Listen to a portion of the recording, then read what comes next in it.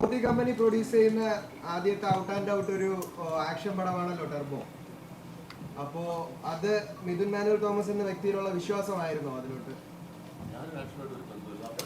ഞാൻ മിഥുൻ മാനുവൽ തോമസിനെയും വൈശാഖിനേക്കാൾ വിശ്വസിക്കുന്നതിനേക്കാൾ കൂടുതൽ നിങ്ങളെ വിശ്വസിച്ചിട്ടുണ്ട്.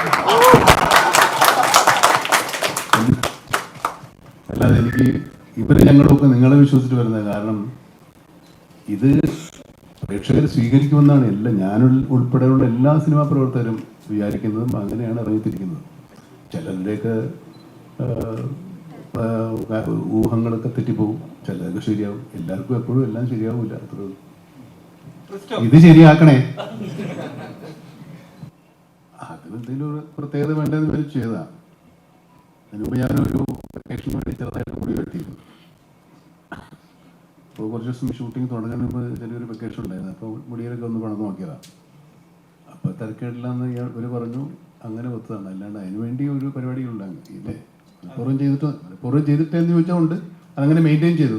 മുടി വെട്ടിക്കഴിഞ്ഞ് പിന്നെ വളരാൻ കുറേ സമയം എടുക്കുമല്ലേ. അപ്പോൾ അതിന് മുമ്പ് പടം തുടങ്ങണം. അപ്പോൾ പിന്നെ ആ മുടി വെച്ചങ്ങ് അഭിനയിച്ചു. പിന്നെ പടം തീരുന്നവരെ ആ മുടി വെട്ടി അങ്ങനെ ആയിക്കൊണ്ടിരുന്നു. അങ്ങനെയാണ് എൻ്റെ കഥ. പടത്തിനകത്ത് 2-3 ഷർട്ടും കൊണ്ടൊക്കെ ഉള്ളൂ.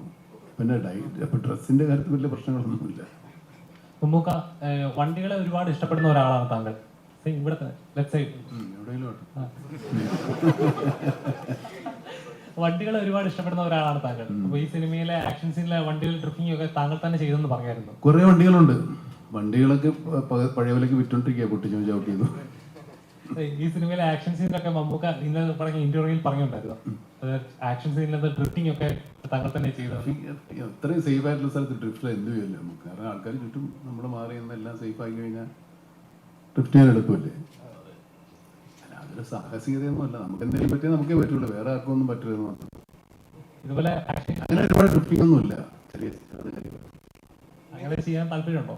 അല്ല അങ്ങനത്തെ പടങ്ങൾ ചോദിച്ചാൽ എല്ലാം നടക്കൽ മനെ. ഇപ്പൊ റോട്ടിൽ എന്തോരം വണ്ടികളാണ്, വലിയ പണി നടക്കും. പോട്ടെ. നേരത്തെ പറഞ്ഞാൽ ലവ്, സിനിമയോടുള്ള ലവ്, പാഷൻ. എനിക്ക് സിനിമ അല്ലാതെ ഒരു വഴിയും വേറെ ഞാൻ കാണുന്നില്ല. ഈ സിനിമ ഇല്ലെങ്കിൽ എൻ്റെ കാര്യം കുഴപ്പത്തിലാവും, എൻ്റെ ശ്വാസം നിന്ന് പോകും. Thank you. നമുക്ക് ആ ഡയലോഗ്, ആ ട്രെയിലറിൽ പറഞ്ഞ ആ ഡയലോഗ്, ലാസ്റ്റ് ഡയലോഗ് പറഞ്ഞ മമ്മൂക്ക ഒന്ന് പറ മമ്മൂക്ക പ്ലീസ്. അല്ല മമ്മൂക്ക ആ ഡയലോഗ് ഒരു കാര്യമുണ്ട്. എനിക്ക് വേണ്ടി ഒരു പടം വരച്ച ഒരു കുട്ടി, അത് നമുക്ക് ഈ ഡയലോഗ് എന്തായാലും പറയണം കേട്ടോ. നമുക്ക് ഒരു കുട്ടിയുണ്ട്, ആ കുട്ടിയെ നമുക്ക് വിളിക്കാം. ആ കുട്ടി ആ ഡയലോഗ് ഒന്ന് പറയണം. അല്ല നമുക്ക് ആ ഡയലോഗ് പറയുമ്പോൾ നമുക്ക് പടത്തിലേ പറയുള്ളൂ. എനിക്കറിയാം. അല്ല മിഥുന ആ ഡയലോഗും ഇതും മമ്മൂക്കയെ കൊണ്ട് പറയിപ്പിച്ചോണ്ട് എന്റെ ഡയലോഗ് മമ്മൂക്ക വീണ് കഴിഞ്ഞു. ഞാൻ വീഴുവാണല്ലോ. ഞാൻ വീഴുവാണെങ്കിൽ എൻ്റെ കൂടെ 10-15 പേര് കൂടെ വീഴും. മമ്മൂക്ക ഞങ്ങൾ സിനിമയ്ക്ക് വേണം, ഞങ്ങൾ 10-15 പേരുമായിട്ട് സിനിമയ്ക്ക് പോകാൻ തീരുമാനിച്ചിരിക്കുന്നത്. എങ്ങനെയുണ്ട്? വീടിക്കണ്ട, നമുക്ക് വീഴരുത് ഒരിക്കലും ഇല്ല. മുന്നിലിരുന്ന് 10-15 പേരൂടെ പോകും. ഒരുത്തനും വീടരുത്. എല്ലാവരും നല്ല എനർജി ആയിട്ട് പുഷായിട്ട് ഇരിക്കും. എനിക്ക് ഒരു കുട്ടിക്ക് ഒരു ചെറിയ പരിപാടിയുണ്ട്.